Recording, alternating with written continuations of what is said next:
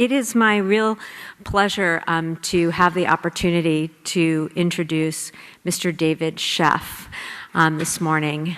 I'm very excited to have the chance to do this, both to introduce Mr. Sheff and also to announce our very first Arts and Literature Award.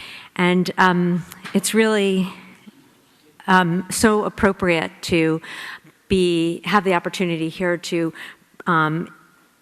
actually give this award to Mr. Sheff. He was nominated for his inspiring and tireless work in the addiction field, including dedication in his writing to the translation of addiction science to the lay public.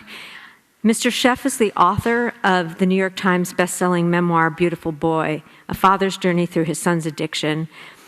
He also wrote the bestseller Clean, Overcoming Addiction and Ending America's Greatest Tragedy to help families navigate the complicated addiction treatment system. And with his son, Nick Sheff, he co-authored High, Everything You Want to Know About Drugs, Alcohol, and Addiction, which is a book written for young adults. In 2018, I think as all of you know, Amazon Pictures released an acclaimed feature film adaptation of Beautiful Boy, starring Steve Carell and Timothée Chalamet. And this also allowed many people to benefit from the insights that they have on addiction and addiction treatment for both patients and their families. For his work in the addiction field, in 2009, Mr. Sheff was included in the Time magazine's Time 100, the world's most influential people. He's received awards from the American Psychological Association, the College of Problems on Drug Dependence, American College of Neuropsychopharmacology, and the American Society of Addiction Medicine for his contribution to the understanding of addiction and its impact on families. For all of these major contributions to the public's understanding of addiction, it is my honor to present AAAP's first Arts and Literature Award to Mr. David Sheff, and I would welcome him to come up now to the podium, and please give him a round of applause.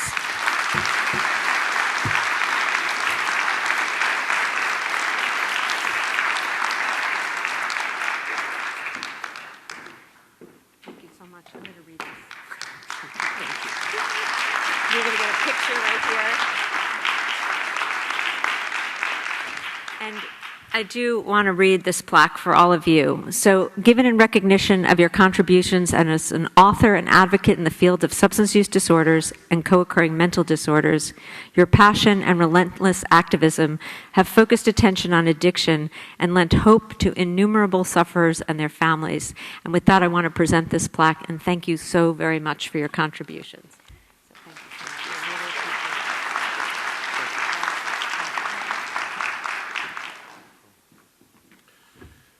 Thank you, Dr. Greenfield, and thank you so much for being here, and thanks to the AAAP for this award. I'm truly honored. I've said this often, I'm not saying it because I'm here with you, but if I could do my life over, we would be switching places. The more I've learned about addiction, the more I've learned about the problem that we're facing, the more I've learned about the complexities of this illness, of a disease that sort of baffles the mind in so many ways because of the behavior often associated with it and the combination of the psychological forces at play, the biological forces, the environmental forces. I think it's the most interesting thing that I can imagine trying to understand, and even more, I feel like it's the most important thing that anybody could be doing right now. It's easy for me to come up here and talk about it, but to actually be in the rooms with people who are suffering is, I mean, in this culture we have, sports heroes and celebrities and entrepreneurs and billionaires as our heroes, but in truth, and it's no exaggeration for me to say that you who do this work are my heroes. It is, in my view, probably in this room you don't need to be convinced, but I feel like this is the most important, the most critical health problem that we're dealing with in our country. And part of it has to do with the statistics, the number of people dying, but also the other ramifications of addiction, which, as you also know, relates to almost every other social problem that you can name. We spend over $400 billion a year last year on untreated substance abuse disorders. It relates to crime, other issues related to healthcare, overcrowded emergency rooms, lost productivity, and the numbers just astound us more every day. There is some evidence that opioid overdoses and opioid use may be either going down slightly or at least evening off, but just when we hear that, there's new information, there's new research that suggests that in some places there's a spike, and as we just heard, it's not just in opioids. Of course, fentanyl right now is the number one killer, but now methamphetamine is back in a way that is just ravaging some of the communities that I visited recently around the country, especially in the middle of the country. When I heard this statistic, I realized that anybody who doesn't get it, anybody who remains asleep to what is going on, if anything should wake them up, it's this, that addiction is now, overdose is now the number one killer of people under 50 in this country. And yet still, it's disease that is considered on the periphery of the mainstream medical world. It's something that we talk about rarely. And even in this political campaign, there's a campaign going on by people around the country who are trying to put substance use disorders, addiction, overdose, drug policy at the top of the agenda for all candidates running for this office. Still, it is barely discussed. And when it is discussed, it's discussed in a very, very superficial way. And as there are signs, the most recent monitoring, the Future survey showed that use of opioids is down among kids.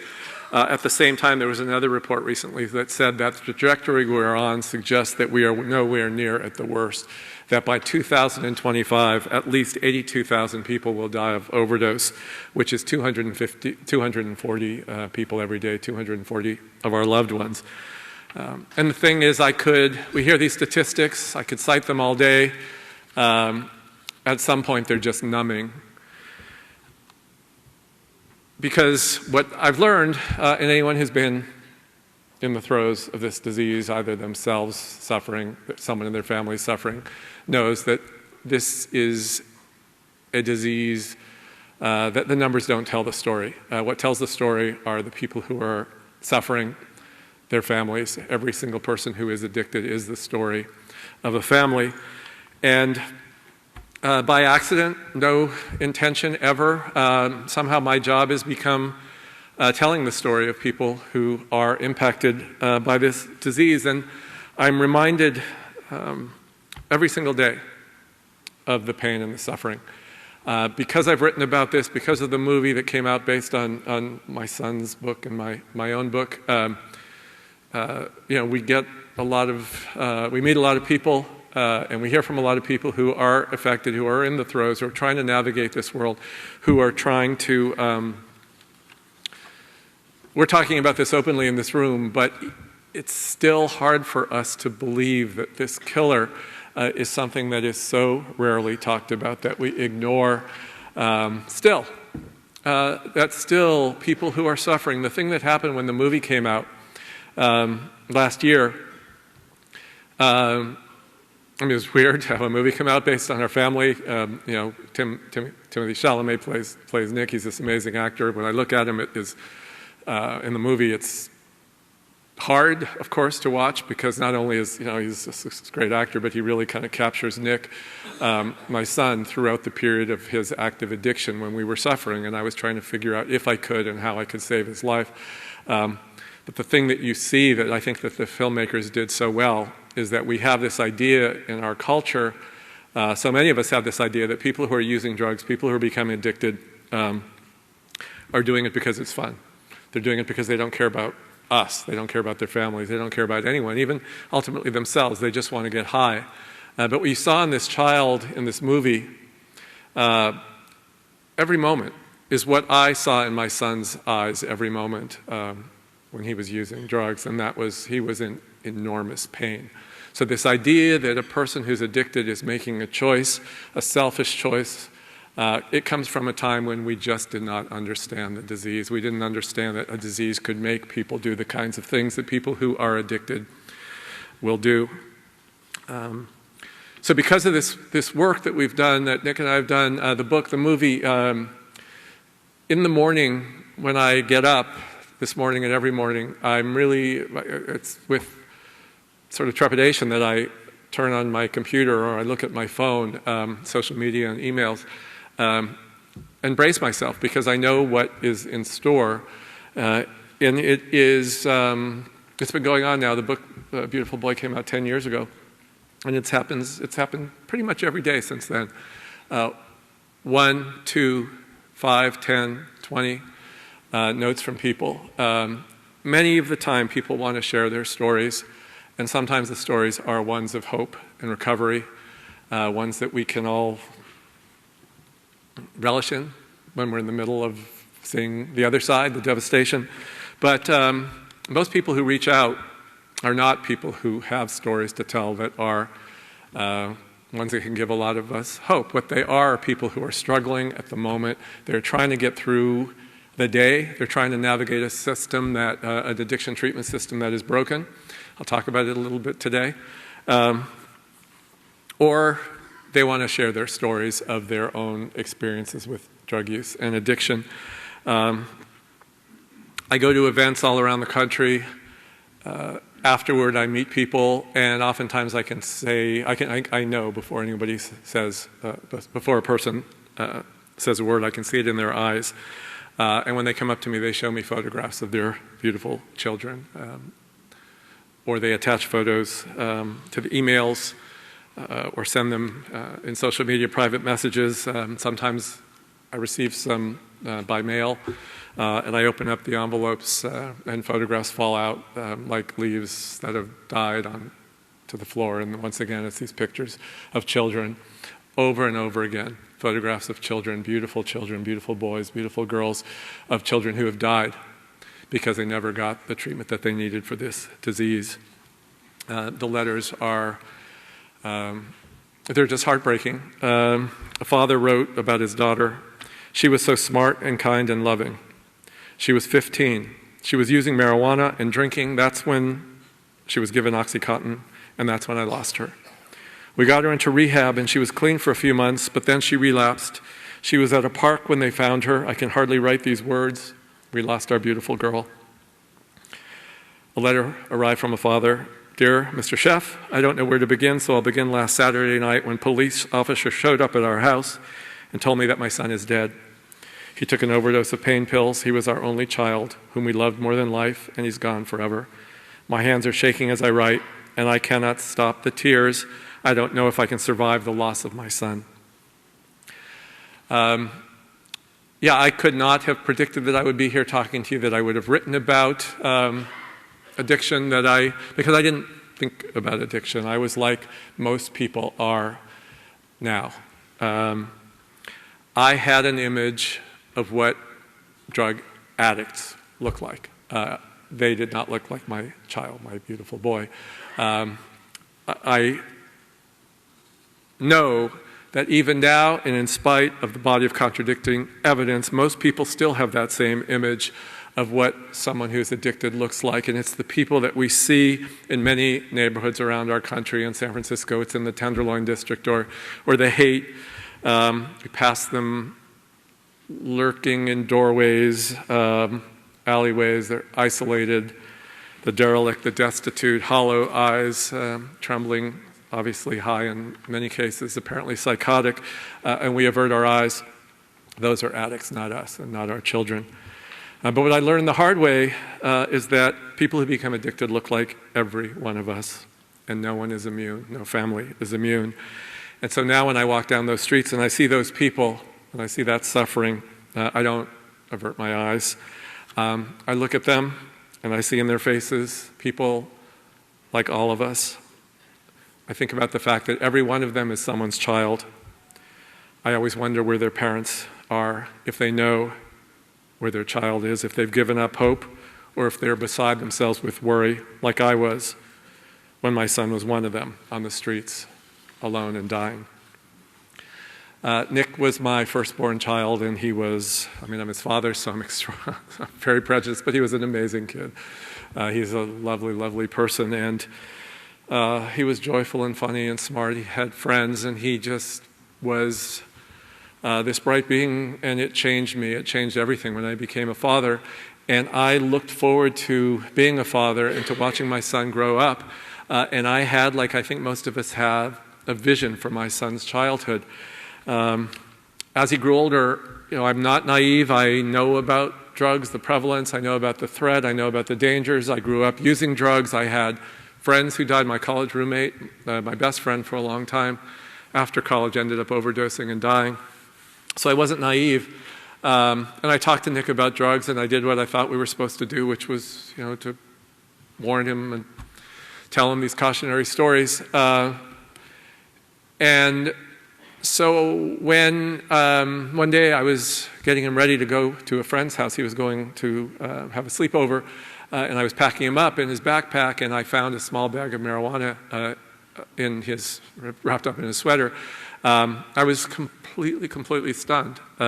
Again, I was naive, but first of all, I had what I consider to be my relationship with my parents. I had a good relationship with my parents, but it wasn't the same. I am part of a generation, I think, that we made a conscious effort to, maybe in some cases anyway, to be different than our parents. At least in my case I did. And that was to have a very close connection, an open connection to my children.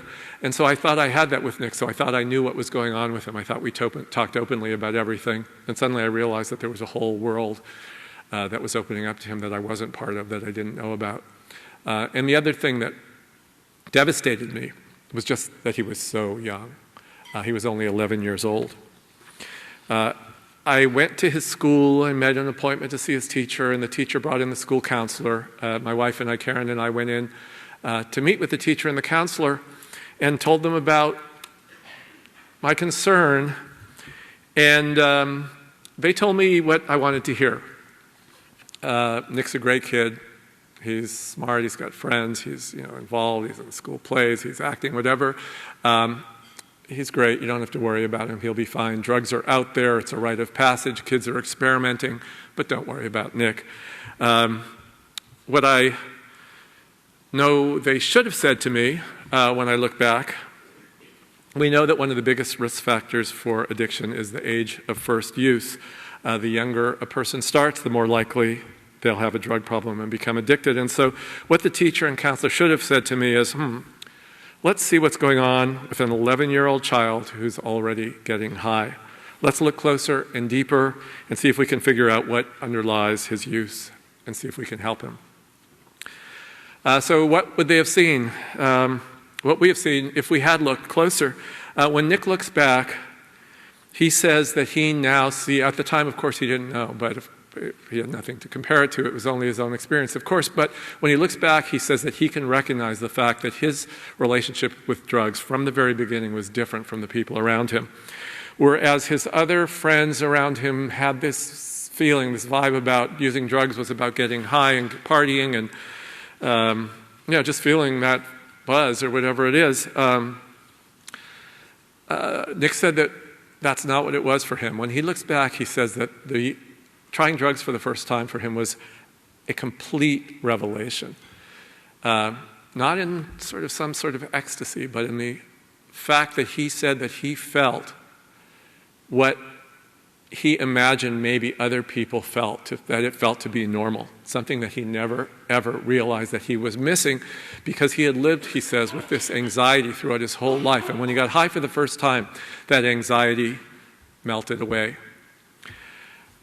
He couldn't name it. He was a child, but he remembers that sense of relief, and so it's no surprise that he went back for more. He began high school, and his drug use escalated. It continued, and I did what parents do. We're really good at seeing what we want to see when our kids are doing well, and we have a tendency, at least I did, to push aside, to deny the troubling signs.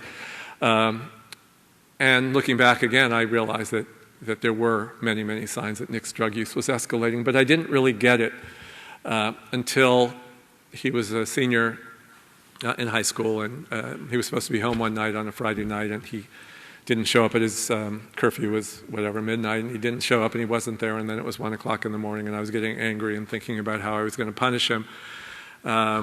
And Karen, my wife, and I were in the kitchen, and it got to be 2 o'clock in the morning, and then my anger became fear. Where was Nick? And I got on the phone, and I called his friends' homes and woke up the parents, and nobody had seen him. And 3 o'clock in the morning, more panic, more worry, and I called the local police to see if maybe there'd been an accident. I called the local emergency room.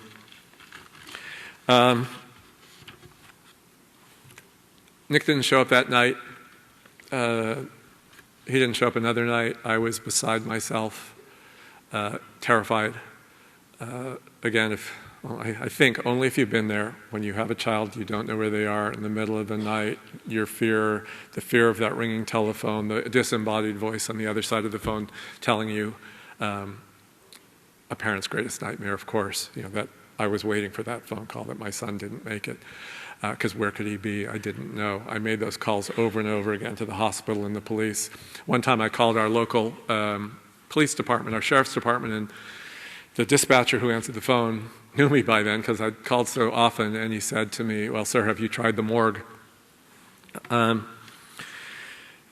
So I didn't hear from Nick for 3 days, but finally he did call, and when he did, he sounded terrible.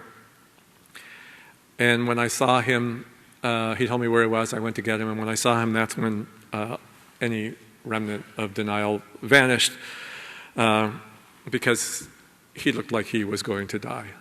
And I realized that we were in trouble, and I had to do something, and I got him up. He couldn't stand. I got him in the car. I brought him home, brought him to bed. He passed out, and then that's when I got on the phone to try to figure out what to do. If I had a child with any symptoms for any other problem that you can name, I would have known what to do. I would have gotten on the phone, probably started off by calling our pediatrician. My son seems sick. What do I do? Bring him in, have a checkup. If the doctor recognized a problem, treated the problem, found that there was something maybe that we should watch, we would monitor it. If maybe there was something potentially wrong, go to a specialist, order tests, whatever it is. That is the course. That's the way we deal with disease. The way we deal with addiction in this country, it hasn't changed. This was a number of years ago, but it hasn't changed, and I know that because of these people that I hear from every single day. It hasn't changed. We don't know where to start. We get the worst advice. It's not something we are prepared for. People told me things. The first round of conversations, I had a child who had been in the street, who had almost died, and people told me over and over again. I called our doctor's office. He didn't know what to tell me. He said, call this therapist. I called a therapist. He said, well, call this drug counselor. Over and over again, call families. People who had been through this. I kept hearing this thing over and over again. What should I do to help him? Don't do anything. Don't do anything. When a person becomes addicted, if you help them, you are enabling their drug use, you are enabling their disease. The only way that they will ever get well is if you allow them to hit bottom. Then at that point, if they decide to make a choice to get well, they have a chance. You have to practice tough love.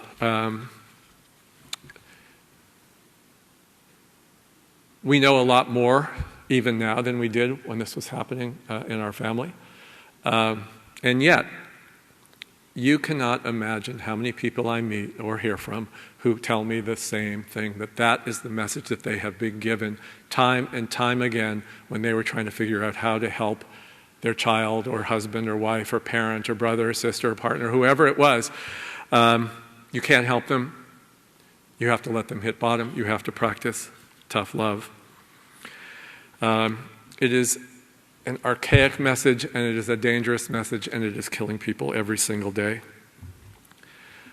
Here is a letter from a dad, and I promise you it is one of many, many hundreds, if not even 1,000 letters that I've got.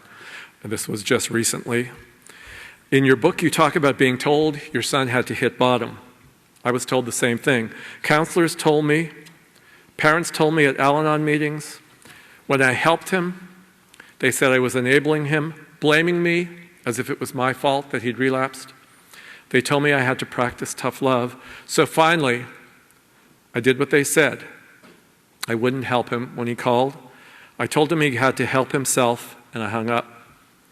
At 4 the next morning, police came to the house to tell me he'd overdosed and died. Did he hit bottom? Was my love tough enough? This is a disease. We know we do not want people who are sick to get sicker. We don't want them to hit bottom. We want to do everything we can to help them before they suffer consequences, including consequences that can destroy their lives forever or kill them. As you know, people who treat people with this disease, it's not easy. It's not easy to get people with substance use disorders into treatment in the first place. Family members are devastated. They are fighting against a disease that is a brain disease, but that by its nature includes as one of its symptoms a denial and inability to see the person, to have that self-consciousness, that self-awareness, to know if I had any other disease, I would go to a doctor and say, please help me. In this disease, I am not sick. I can stop anytime I want. When I would be devastated trying to get my son into treatment sometimes, it would become about me. You know, you're trying to control me. So it's not an easy disease, and to say that it is, to say that we shouldn't allow someone to hit bottom, to say that we should not give up and continue to get someone treatment as long as we can, to the best of our ability. It's not suggesting that it's easy. It's not easy, but it's what we have to do because that is the nature of this disease. And we have ways to get people who are resistant to treatment, who fight treatment, who do not acknowledge that they have a problem into treatment. Sometimes it involves working with a trained therapist and interventionist using something like, there are other models as well, but the Craft method has been proven to work. And we have to keep remembering that when there is life, there is hope, and so we must not give up. I was told to let Nick hit bottom. I was told to send him to a boot camp, as if that's going to send a child who's sick, who's dying, to the desert to march in the heat, as if that could heal someone who's ill. And that kind of thinking isn't exclusive to something as obvious as a boot camp, but that sort of tough love sort of program. So many programs in this country are based on the same kinds of thinking, that we vilify people who are sick. We blame them. These are people who are isolated, and we isolate them more. These are people who are traumatized, and we traumatize them more. We add stress to their lives. We shame people who are already feeling enormous shame. And when it took me a long time to find a path out of just that chaos to at least sort of the realm of what maybe is reasonable. And that was when people told me, I collected stories about rehab. Send your child to rehab. That's what we do when somebody is sick with this disease.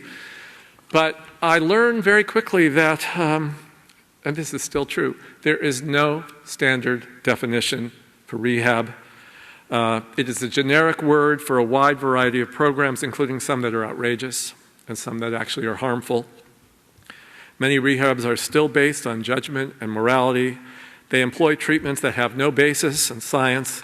A recent survey found that treatment programs around the United States, only about 1/3 of them offer evidence-based care, which means that 2/3 of patients with this disease who get any treatment whatsoever, and only 1 out of 11 does. Only 1 out of 11 people who need treatment get any treatment.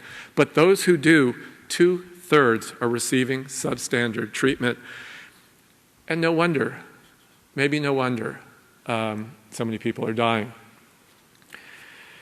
We look to blame people for we look for the blame for the current crisis that we're in, for all these deaths, and there is a lot of blame to go around.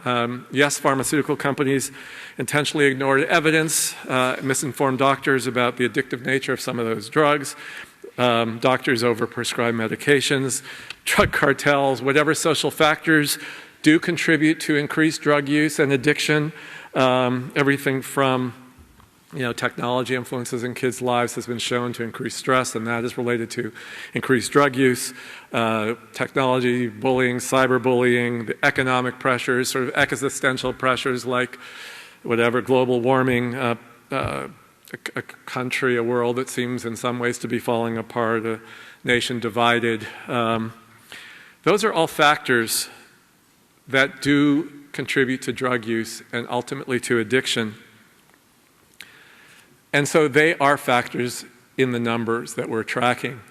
But I also wonder, the other thing is that when we hear about this disease and when people talk about this disease, there is a really complicated piece that we know to be true and yet is also problematic. We know that addiction is a chronic illness. We know that relapse in a chronic illness, as a relapse as a symptom of this disease, can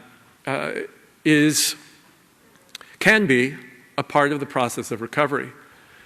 But when I hear from people who tell me that they themselves or their loved one, their child, went to, let's say, 10 different treatment programs, has seen 10 professionals, whatever it is, and relapsed every single time, I have to wonder, is it just the nature of this disease that they relapse over and over again? And in many cases, those relapses result in death. Or is it because these are people who are sick who never received the treatment that they needed? I believe that if our treatment system was where it should be, these numbers, the 240 people who are going to be dying every single day over the next few years, that number would diminish very, very quickly. Going forward with our own experience, Nick, I had to do something. I finally chose a program that was told, a friend told me that it had helped her friend's son, and I got Nick in there, and they took our insurance, and they had a bed, and I got Nick there. He fought with me, he didn't want to go, but I made him, I was able to get him in, and when I dropped him off, I felt I was betraying him somehow, leaving him in this place. It was terrifying to him and terrifying to me, and I got in the car and I just wept. But I slept that night because I knew where he was.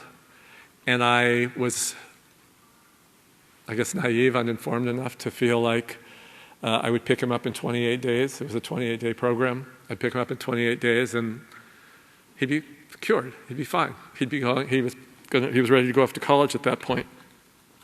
We'd go back to the life that I had planned for him, that he envisioned for himself. But of course, that's not what happened. 28 days later, Nick did come home. He was doing better. He was determined to stay sober, to do what they told him to do, to go to AA meetings, to work with a sponsor. But 3 days later, he relapsed and he disappeared again. It is it doesn't get easier over time. We lived this for 10 years. Nick would disappear. Something catastrophic would happen that allowed me to get him and get him back into some form of treatment. He would be doing better for a while, over and over again. It was during this process that I learned something. When there's a scene in the movie that the boy who plays Nick says to the dad, me, what Nick really did say to me, it's all confusing, but he said, he was hearing in some of the rehabs, this disease of addiction. And the child says, I don't have a disease. Cancer is a disease. I chose this. This is what I choose. No one makes me do drugs. From the outside, that's what it looks like. And I saw that in my son. And so I was enraged at him. I didn't understand. Not only I described Nick as this lovely, joyful, kind child, but he was also this moral person, and he was doing things that were inconceivable to me. He broke into our home. He stole from us. He broke into friends' homes. He was arrested. None of it made sense. And so when I heard them talk about Nick as if he had this disease, I thought that they were trying to make excuses, maybe to make me feel better, maybe to make him feel better, to justify behavior that was unconscionable. And it took a long time for me to understand that what addiction is. And when I did, the more I did, the longer it went on, the more I realized that if there's anything we can do to change the culture, to change the tide, it is to understand, to educate people that addiction is a disease, that it doesn't look like a disease, but it is a disease. And it's a brain disease that by nature influences the parts of our brains that normally allow judgment and allow self-control and allow the kind of cognitive processes that allow us to make good choices. That's what's broken. When Nick was high, I used to say he was out of his mind. People say that all the time, they're out of their minds. Well, he was out of his mind. His brain was not functioning. When I finally understood that my son was sick, I was able to change everything, really. I was able to start looking at him, first of all, without looking at him with anger. Instead, I looked at him with just my heart was open, with compassion. My poor child, my son is sick. What can I do to help him? And then there was a course forward that the reason that people must understand that addiction is a disease is because we vilify people who make bad choices. We blame them, we shame them, we punish them. But when someone is sick, everything changes. We look at with compassion, we open our hearts to them, and we do everything we can to get them the treatment that they need. 10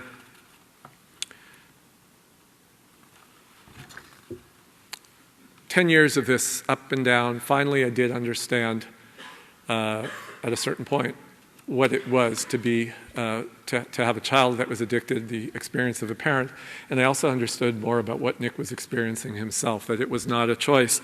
And I kept getting him into treatment programs. I kept going through this same process to try to figure out how to get him help. And he did better, as I said, he did better. He came home, he was determined to stay sober, he tried college, he wanted to stop, but he couldn't. And I didn't understand. And after one horrible relapse, every time I thought it couldn't get worse, it did. Another relapse, another time Nick almost died. Someone gave me the name of a doctor.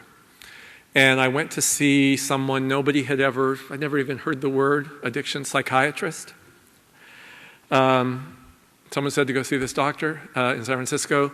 Nick agreed to go with me, Karen and my wife and I, and Nick went to see the doctor. The doctor first met with Nick for an hour, and then Karen and I went inside, and the doctor said, the first thing he said was what I knew. He said, this boy is going to die unless we figure out what's going on with him, why he continues to relapse, and treat him. And then the doctor said, could I see his psychological tests? What? I never heard the word psychological tests, and the doctor was appalled. He said, do you mean to tell me that after a decade of residential programs, outpatient programs, therapists of every variety, sober living houses, counseling, Nick had never been tested? And of course the answer was no, he never had. And this doctor had him tested, and lo and behold, it turned out that Nick has very serious bipolar disorder, anxiety, depression. That earlier experience he described when he looked back about feeling this relief, this absence of anxiety when he got high for the first time, that's what drug use was to him, I believe, and I know that he believes it too. It was a respite from the turmoil of these mental illnesses that had never been diagnosed and certainly never treated. Soon after that, I was given the name of one of your colleagues. I asked Nick, I know there's doctor-patient privilege, but Nick is very open, and he said, please acknowledge the psychiatrist who he believes saved his life, and I believe saved his life, and that is your colleague, Dr. Larissa Mooney. Nick went to see her, it's been a little over 10 years ago. She refined the diagnosis, and she's been working with him since then on his addiction as well as his psychiatric disorders, and that is the key.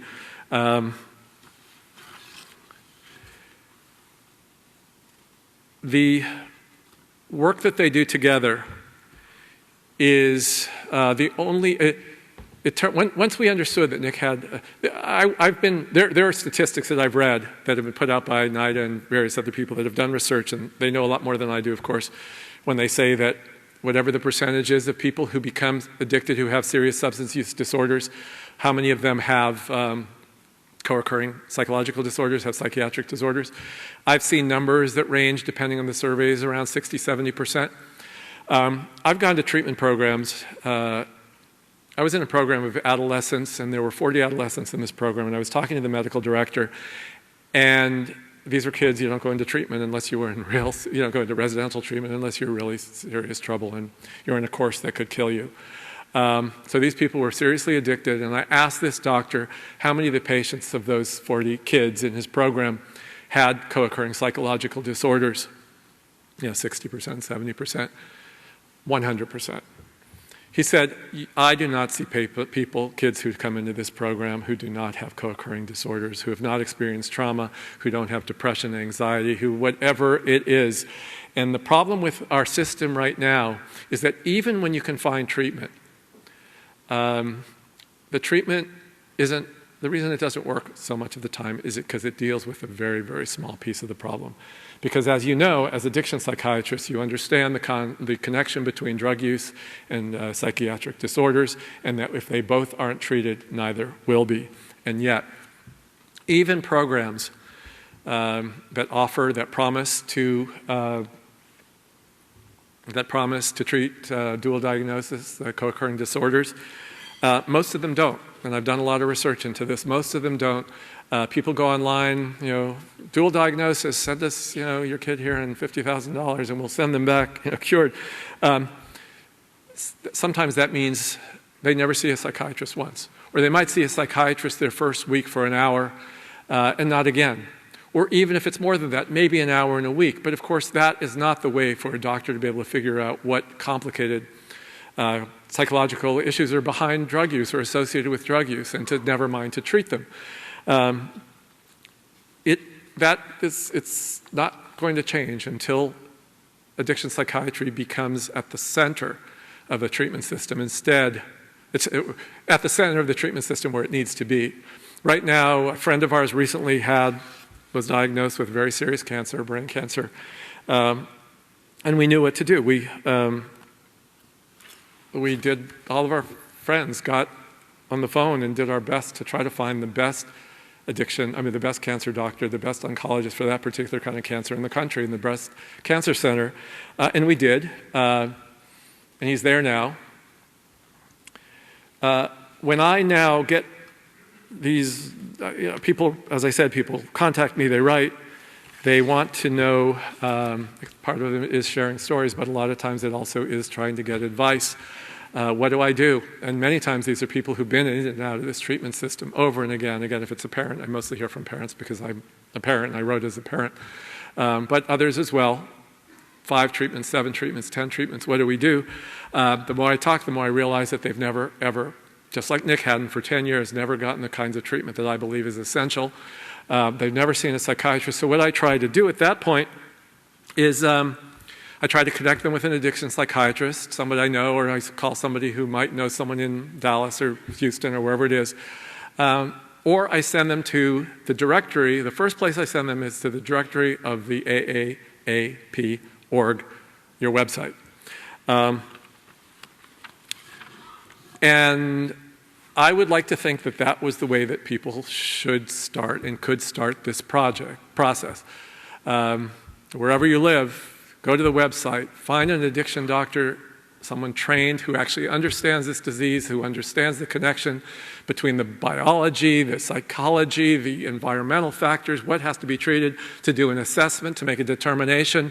Maybe somebody just needs to be monitored, just like an early stage of another disease. Maybe someone needs a minimum treatment. Maybe someone needs to be on addiction medication like buprenorphine. Maybe they need to be in outpatient therapy, as kind of psychotherapy. Maybe they need to be in a residential program or an outpatient program to make that determination, then to follow up. But there are, and I was stunned to learn this, we have right now 2.3 billion people with severe substance use disorders in this country who need treatment. There are millions more who are in early or middle stages of substance use disorders who, if they don't receive treatment, are at risk for addiction and, of course, at risk for dying. And yet, on your website, if I go to the website directory, there are 600 doctors are listed. 600. 2.3 million people need treatment right now. Millions more need treatment. No wonder so many people are dying.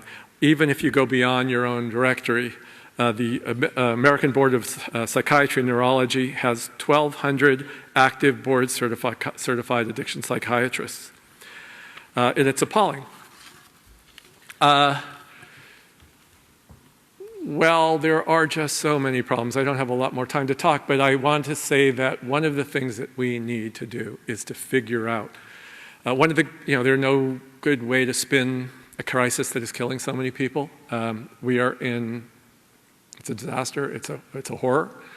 These people I meet, these sort of open, lovely, wonderful people who are losing a child. I met somebody in West Virginia recently who have 4 children overdosed and died within the last 2 years. It's beyond heartbreaking, what can I say? The only thing that could come out of this crisis, the only thing that could come out of these deaths are the conversations that we're having around the country that we never had. Still not enough. But my hope also is that as we have this conversation and we make this connection, addiction is a disease and a disease that is treatable, and we need qualified professionals to treat this disease, more people will go into this field. Nick once told me, I'm probably not going to get this right, and I hope if I don't get it right, I am forgiven, but I hope I at least get the heart of this right. Nick told me that he had a conversation with his doctor, Dr. Mooney, once about the work that she does. And she said to him, she has colleagues, of course, who are physicians in other fields. And she said that when she talks to her other colleagues who treat people with other illnesses, their work, of course, is very gratifying. If there's a doctor who treats a cancer patient, heart patient, whatever it is, and they are able to treat the disease, when the person is well, they bring them back to how they were before. They got sick. The cancer goes into remission. They return to how they were, and of course, that's amazing. But she says, as an addiction doctor, if she treats someone, when she successfully treats a patient, she doesn't bring them back to how they were before. She brings them to a place that they never could have imagined being ever in their life. People who go through recovery are there because of the pain, because of the struggle, because of the fight, because of the family dynamics, because of everything that is required in order for somebody to go through treatment and finally to get sober and stay sober. It is really hard, but it opens up a world that, all the things that, of course, every parent wants for their child. And so when Nick started to work on these psychiatric disorders and his addiction with Dr. Mooney, it has been now 10 years. He's 10 years sober, which to me is a miracle. I didn't think he was going to make it to 21, and this year he made it to 37. And his life is everything that I would have wanted for my child. Every parent would want for their child. He's got a full life. He's got relationships. He's married. He's got a little brother and sister, and they all adore each other and spend time together, and they surf together and go to the movies together. And he has an amazing group of friends that he is connected to through work that he loves, through 12-step programs. People ask me a lot of times when I meet them, when they're in the middle of this, when they're in the throes, if it can get better and if relationships can repair. And they can't imagine that it can when it's at its worst because it doesn't feel like it can. But we're proof that it can. It takes work and it takes time. The first step is fighting the stigma that we all are facing who experience addiction and who are working to treat people who are addicted. In this room, it's no secret. When I go to communities around the country, if a group gets together of parents, for example, of people who are affected by this disease, this problem, everybody gets it. They understand the horror. They understand also the ubiquity. But you get outside these rooms and people still don't get it. It always is something that is happening to other people. One of the things that the film did when it came out a year ago is that it just reached more people. More people apparently watch movies than they read. And so what I've heard back is that people who felt that they were alone, that they were the only one, people don't even tell their family members, their brothers and their sisters, that they have a child who's addicted because of the shame that's involved. They don't tell their neighbors.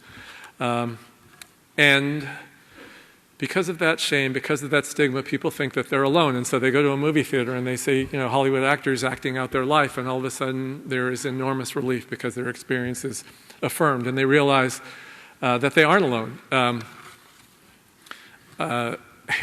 My daughter, Daisy, in the movie, she's this big, and she's blonde, and now she's this big, and she never was blonde. But she was at a art opening recently, and she's an aspiring artist, and she was one of the artists at this event, was one of her big heroes, and there was the head curator from the San Francisco Museum of Modern Art and a lot of big fancy people, and she was kind of nervous, and she was found herself standing in a group of people standing around in a circle, this artist, these other people talking, and she's very shy, and so she was standing there sort of taking it in, and somebody said, just randomly, someone said, "Oh God, last night I watched Beautiful Boy, this movie on Amazon. It was so intense." And they said, "Oh yeah, I saw that movie too." And they all started talking about it. And Daisy was standing there thinking, should I say anything? Would it be too weird? Would it be too weird not to say anything?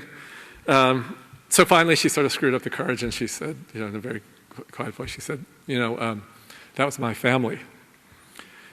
And this actor, this artist who Daisy just reveres, kind of looked down and said, "I know, that was my family too." And then somebody else in the group said, "Yeah, that was my family too." And Daisy was like, "No, it really was my family." It's everywhere. We don't know because we don't talk about it. But we don't talk about it because of the fear of being judged. And that's the way I was at first. When Nick became addicted, until I lived with it for years and I could no longer keep it a secret, I kept it a secret too, because I didn't want people to judge him.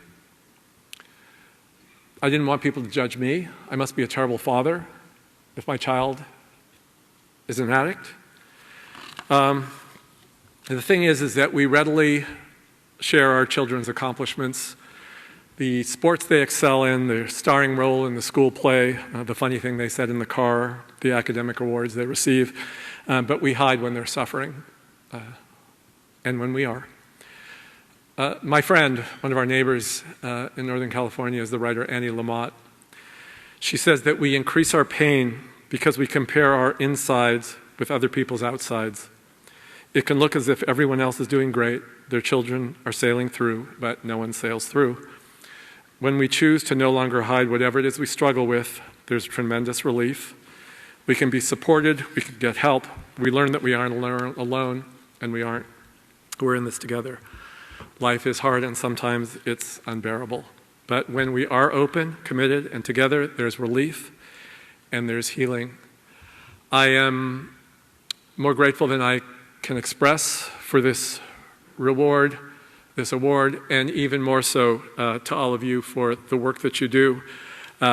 Ultimately, you saved my son's life, and you're saving countless others of our loved ones. And in this crisis, we need you. As hard as it can be, as frustrating as it can be, because this is a hard disease, don't ever doubt that the work you do is critical. We need you. Thank you so much for having me here on this award.